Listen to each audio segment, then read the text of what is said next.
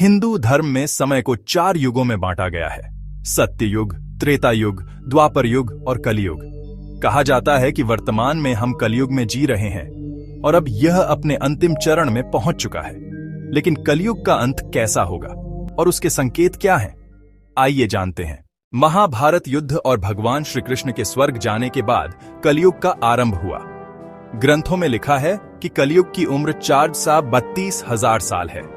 कहा जाता है कि हम अभी तक लगभग 5,000 साल ही पार कर चुके हैं। लेकिन पुराणों के अनुसार समय के साथ कलयुग में पाप, अधर्म और अन्याय इतना बढ़ जाएगा कि इंसान की इंसानियत खत्म हो जाएगी।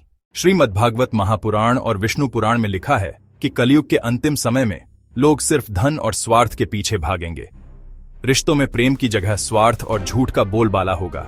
धर्म, पूजा पाठ और आस्था का महत्व घट जाएगा। प्रकृति भी अपना संतुलन खो देगी। भूकंप, बाढ़ और भीषण आपदाएं आएंगी। मनुष्य का आयु, बल और बुद्धि लगातार घटती जाएगी। क्या आपने देखा है? आज की दुनिया में ये सभी संकेत धीरे धीरे सामने आ रहे हैं। पुराणों में बताया गया है कि जब कलयुग अपने अंतिम पड़ाव पर होगा, तब चारों ओर अराजकता होगी। युद्ध, महामारी और प्राकृतिक आपदाएं इतनी भयानक होंगी कि मानव सभ्यता लगभग नष्ट हो जाएगी। और तभी भगवान विष्णु अपने कल की अवतार में प्रकट होंगे।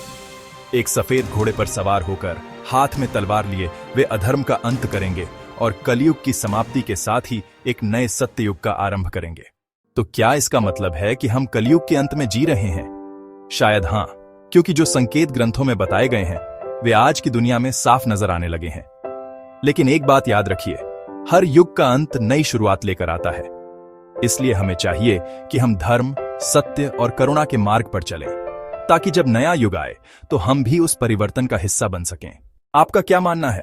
क्या हम सच में कलयुग के आखिरी समय में जी रहे हैं? अपने विचार हमें कमेंट में जरूर बताइए और वीडियो पसंद आए तो लाइक, शेयर और सब्सक्राइब करना न भूलें।